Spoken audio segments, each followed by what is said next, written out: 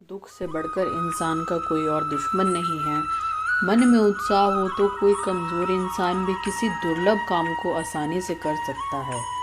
रामायण सिखाती है जीने के ऐसे कई तरीके।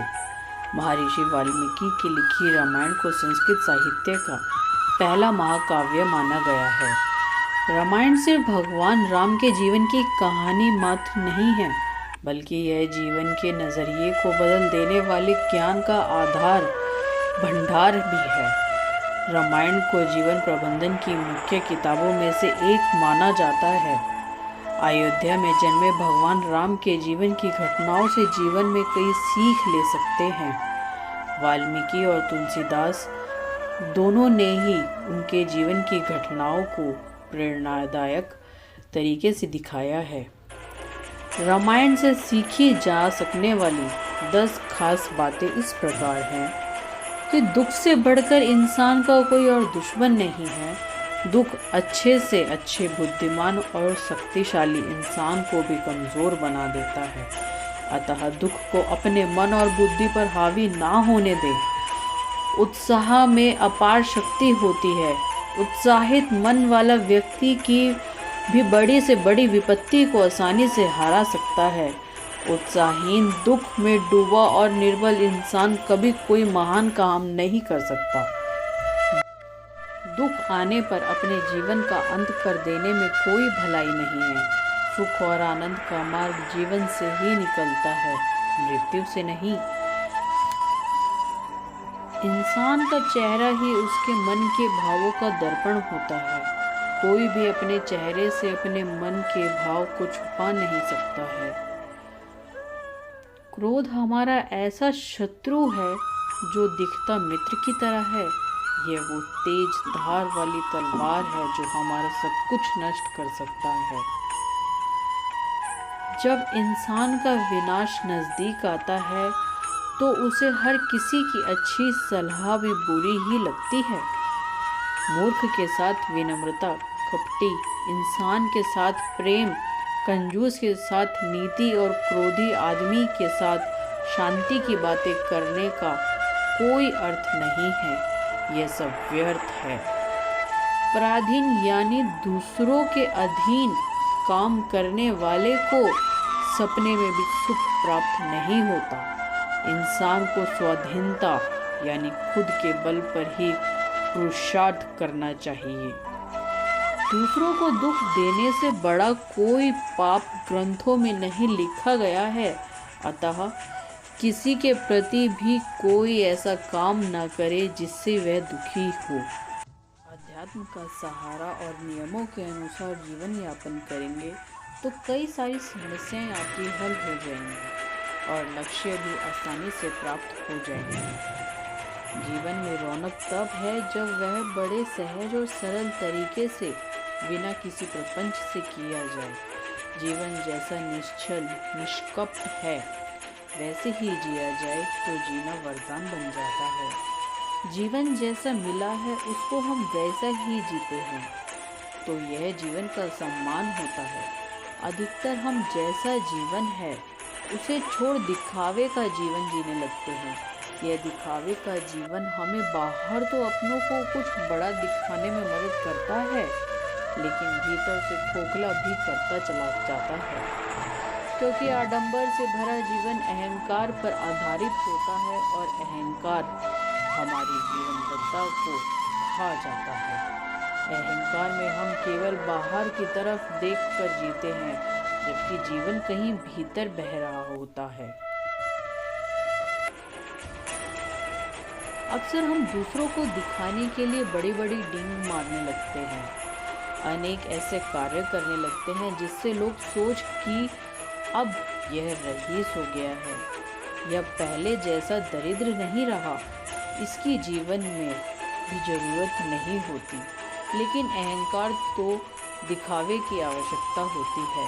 दिखावा ही अहंकार को सींचता है, जबकि जीवन व्यक्तिगत है। दिखावे से उसको कोई सरोकार नहीं। जैसे रात को जब हम सोने जाते हैं तो दिखावे के महंगे कपड़े, आभूषण, धन, जूते, घड़ी आदि सब बाहर छोड़ देते हैं और तो और मानसिक रूप से पद प्रतिष्ठा और चकाचौंध भी सब बाहर छोड़ देना होता है, तब जाकर रात को नींद नसीब होती है। ऐसे ही जब हम ध्यान में बैठते हैं तो बाहर का सब बाहर ही छोड़ देते हैं, तब ध्यान हमें आनंद से भरता है। जैसे पूर्णिमा की रात चांद देखते समय में मेरा का ख्याल छूट जाता है तो चांदनी हमें आनंद से भर देती है। ऐसे ही प्रकृति का आनंद भी हम तभी ले सकते हैं जब अपने अहंकार और आडंबर भरे जीवन को छोड़कर प्रकृति की तरह सहजता और अपने जीवन का हिस्सा बना लेते हैं। या यूँ कहें कि जीवन में शांति, आनंद, प्रसन्नता केवल तभी अनुभव होते हैं जब दिखावे की ओढ़नी उतार दी जाती है। लेकिन जो लोग केवल दिखावे का जीवन जीते हैं, उनके सामने एक समय ऐसा आता है जब उनका जीवन भारी दुख, निराशा और उदासी से भर जाता है। जीवन की जीवंतता दिखावे के जीवन से इस कदर ढक जाती है कि उसका वे अनुभव ही नहीं कर पाते। अब बात आती है कि ऐसा क्या किया जाए जिससे हम अपने जीवन को सही प्रकार से जी सकें। देखा जाए तो अध्यात्म की सभी साधनाएं इन मुखौटों और दिखावों को उतार फेंकने की कला है। इनकी बदौलत हम फिर से सहज सरल होकर जीने लगते हैं। एक बार जब हम मुखौटा पहनने में सफल हो जाते हैं, तब इस मुखौटे को और सजाने लगते हैं। जीवन मिला है हर चीज़ का मज़ा लेने के लिए, तो उसका मज़ा लीजिए। लेकिन मज़ा लेते लेते हम स्वयं को भूल जाते हैं और अपनी एक अलग पहचान बनाने के चक्कर में अहंकार की चादर ओढ़ लेते हैं। इस कारण हम विराट से अलग हो जाते हैं। आप अच्छे कपड़े पहनें, अच्छी तरह अपने आप को रखें, लेकिन सावधान रहें कि उसके कारण आपके अंदर अभिमान का पेड़ ना खड़ा हो जाए और आप दूसरों को नीचा ना दिखाने लगे या उनको नीचा ना देखने लगे। भगवद गीता में भगवान श्री कृष्ण कहते हैं, मन का बेचैन होना उसका स्वभाव है। हमारे मन को लगता है कि अगर वह अलग अलग बातों के बारे में सोचता रहेगा तो हम अब आने वाली हर मुश्किल और मुसीबत से बचा लेगा, पर ऐसा होता नहीं है। हम अपने जीवन का काफ़ी अधिक समय सोच विचार करके परेशान होने में निकाल देते हैं। भगवान श्री कृष्ण कहते हैं कि मन का यह स्वभाव बदलना मुश्किल ज़रूर है, लेकिन असंभव नहीं। तो अच्छा, अब आप एक बात बताइए, क्या आप कोई से कह सकते हैं कि काऊ काऊ की आवाज़ ना करे? या फिर क्या आप किसी मेंढक को कह सकते हैं कि वह पानी देखते ही ऊंची छलांग ना मारे? हमारे मन का भी कुछ ऐसा ही है। जीवन कुछ भी होता है, अच्छा या बुरा, हमारा मन उस पर काऊ काऊ काऊ करने लगता है। काऊ काऊ से मेरा मतलब है चिंता करना, व्याकुल होना। कोई बुरी बात होती भी नहीं है और मन परेशानी की ऊंची ऊंची लपटें लेने लगता है। कभी कभी तो मुझे ऐसा लगता है कि हमें से कई लोग सिर्फ परेशान होने के लिए जीते हैं। सारी परेशानी, पीड़ा, दुविधा अक्सर हमारे मन की बनाई हुई कहानियाँ होती हैं। भगवान श्री कृष्ण हमें हमारे मन को शांत और स्थिर करने के लिए 2 उपाय देते हैं। पहला, ध्यान लगाना या मेडिटेट करना। दूसरा, वैराग्य भाव सीखना। अब ध्यान या मेडिटेशन शब्द सुनते ही आप में से कई लोग कहेंगे कि आप आंख बंद कर सांसें अंदर बाहर नहीं ले सकते, या हम सब गलती कर बैठते हैं। मेडिटेशन या ध्यान का मतलब सिर्फ आंख बंद कर बैठना नहीं होता। मेडिटेशन का मतलब होता है अपना पूरा ध्यान किसी चीज़ पर लगाना और उसे हटने नहीं देना। अगर आप रोटी बना रहे हैं तो सिर्फ उस बात पर ध्यान दीजिए। अगर आप पिक्चर देख रहे हैं तो अपना पूरा ध्यान पिक्चर पर लगाएं। यह मत सोचिए कि पिक्चर देखकर आप अपना कितना वक्त बर्बाद कर रहे हैं। जब आप जीवन के हर छोटे बड़े काम को पूरे ध्यान से करते हैं तो आपका जीवन ही एक मेडिटेशन बन जाता है। ऐसे जीवन में शांति, स्थिरता, साहस और सफल होना अनिवार्य है। वैराग्य भाव दूसरा उपाय है। वैराग्य का अर्थ है यह नहीं है कि आप सब कुछ छोड़कर जंगल में जाकर बैठ जाएं। वैराग्य का सच्चा अर्थ यह है कि आप जो काम कर रहे हैं उसका क्या नतीजा या रिजल्ट निकलेगा, उसकी चिंता ना करें।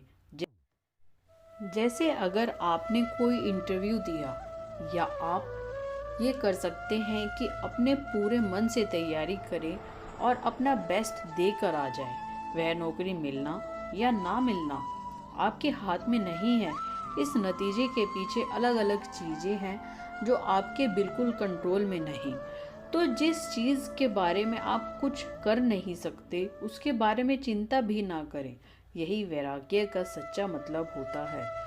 और यही है भगवान श्री कृष्ण का दूसरा उपाय, मन को चिंता की लपटों से बचाने का। याद रखिए, आप पूरे के पूरे इंसान हैं, समझदारी, संयम और कुशलता से भरे इंसान। आपका मन जब भी कोई की तरह अलग अलग बातों पर आपको परेशान करने लगे, तब अपने मन को भी प्यार से समझाइए और शांत कर लीजिए। बस अपने ऊपर विश्वास रखिए और एक आनंद भरा जीवन जीने का प्रयास करें।